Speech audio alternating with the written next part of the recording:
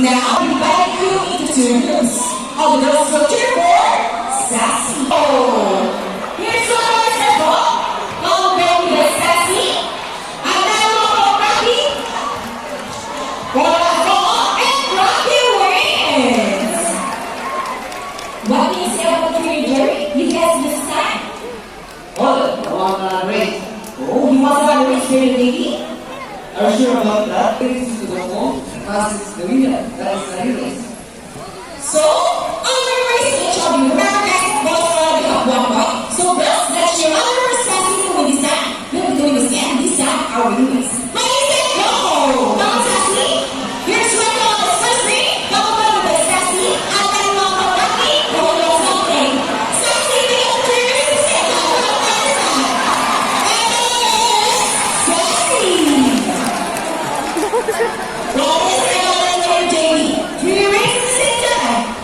Hey, you guys should know.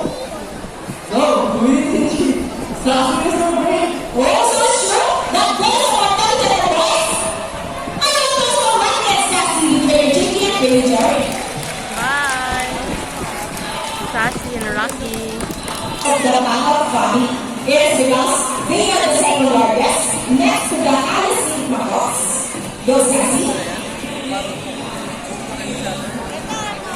They can grow up to 92 centimeter length and then live up to 8 years old. Some of the babies are all of them. They usually feed on seeds, nuts, salts, and minerals along the riverbeds. And for the shade, and very rare, intelligent dry, and of course for Sassy, very jelly. Okay, come on, Rocky. You can do it. Compute daw si Rocky, 10 plus 9. 10 plus 9.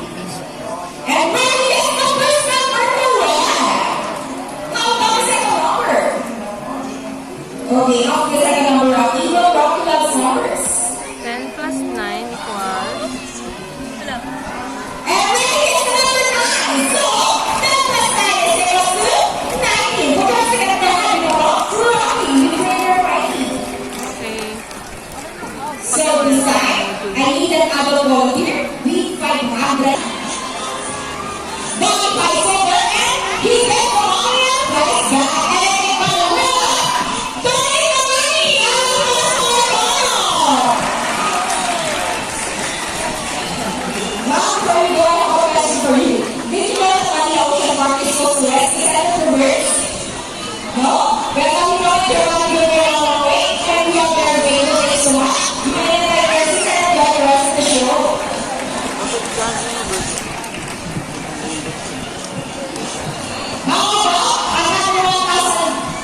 Bill. And it's the part of the show. Now for one picture running back. He wants to give you the it's okay. Face the camera and offer a cheek. Smile. You know, I don't know. Nice nobody. How about your hands?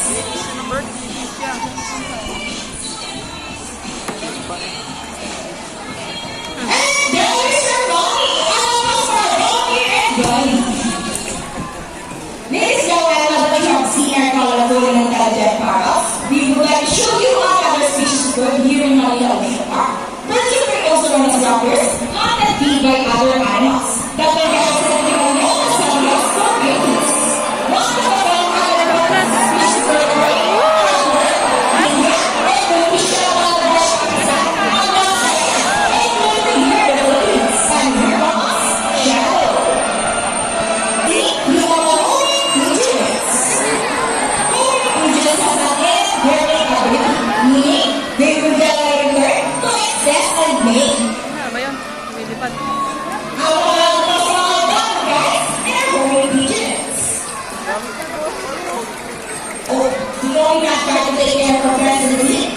for those who are in life and air as well. Now, for those chaos, it's Regulus, and please welcome the day. So here's how the word once again they're going to show us the proper ways to dispose of. Shout out kay Dovetail Vlog. See? If all of us can do it, so can we. Ladies and gentlemen, we doon na sila. all know the show. Doon sila Our nagpunta. first spectacular. Well, in our opening of maybe recommendation or event extinction, please let all of our participants know. Because remember, this is the only home we are. Doon na sila. So let me present the wisdom layers that make the show possible. Bring your ID with Rocky. Bring your shot with Shadow. Bring your burden with Steve. And again, I'm Peter Gabriel. Thank you and goodbye.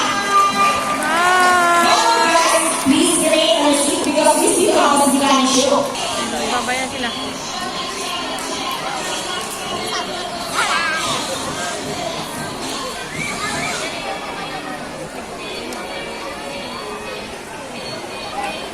Doon pala yung bahay nila, oh.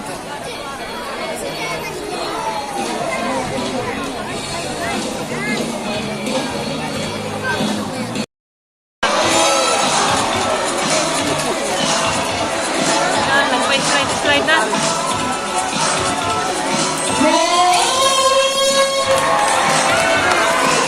Teka lang, ha. Sorry.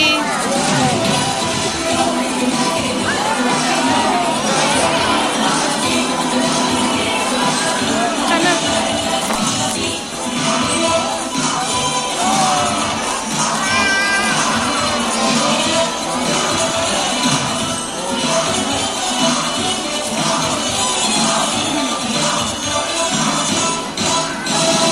Wow, beautiful and friends.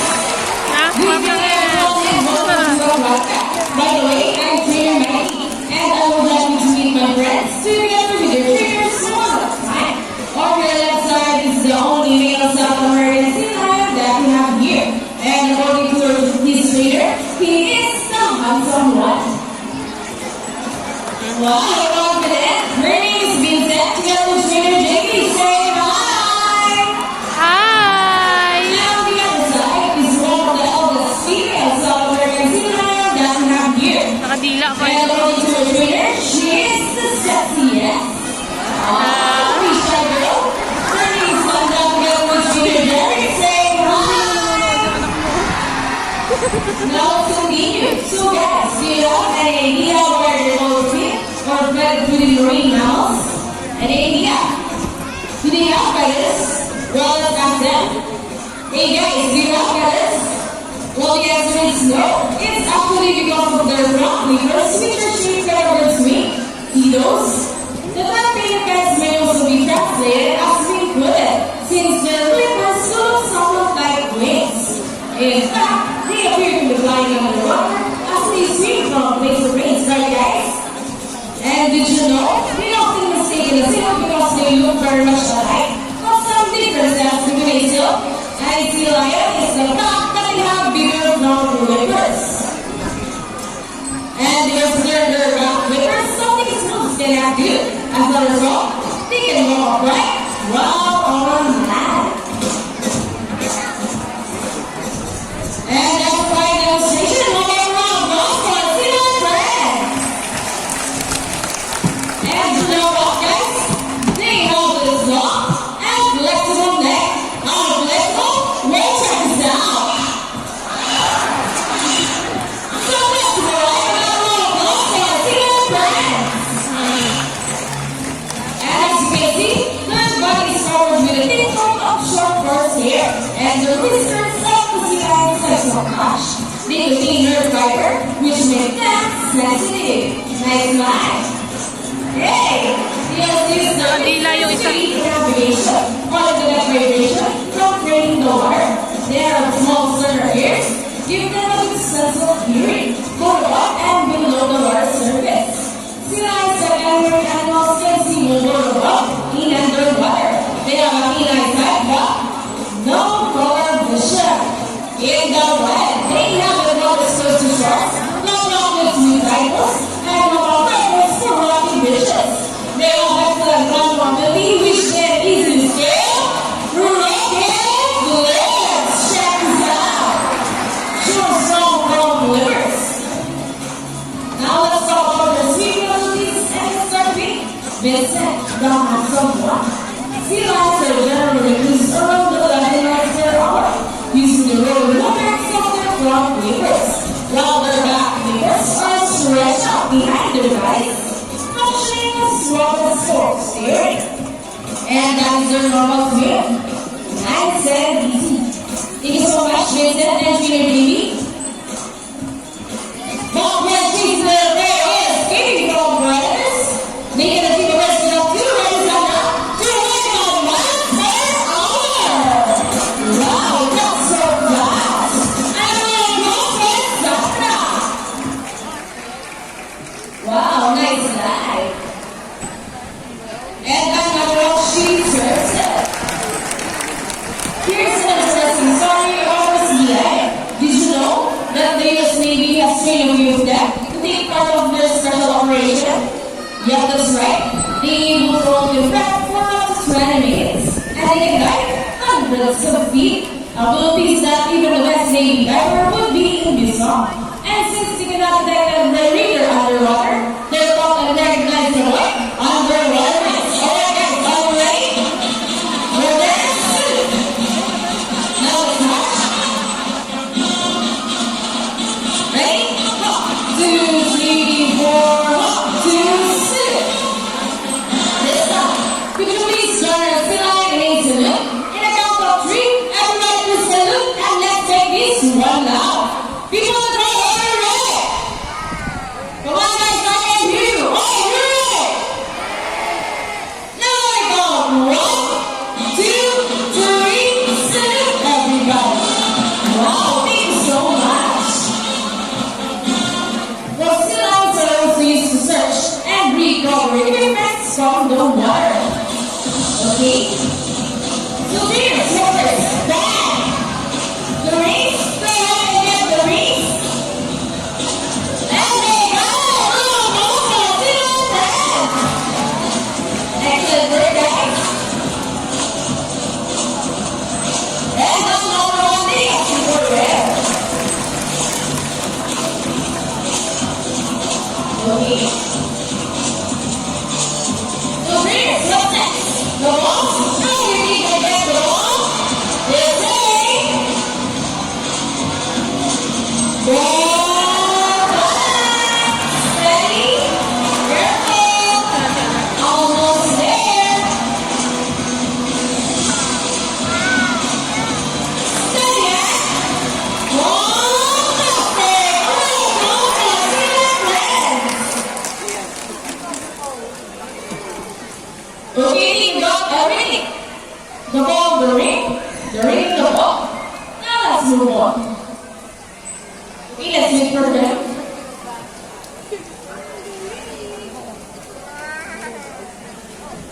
Lightning.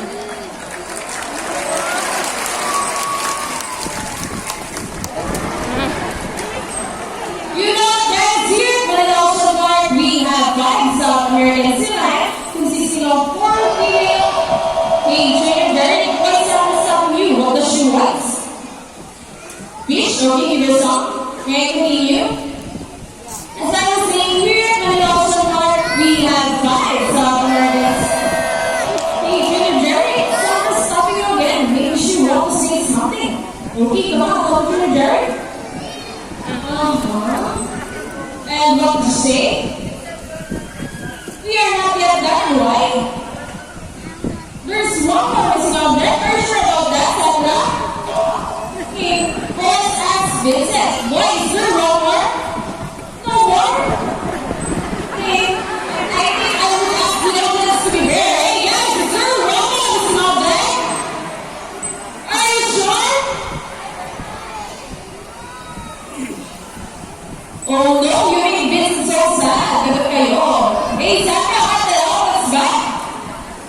If there's one more missing out there, could you please tell Vincent what that is? It's a... I'm gone. Are you right, Sandra? Vamos.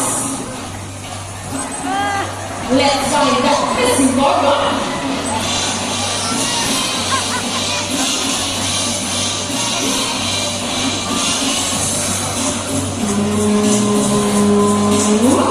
Is it there, guys?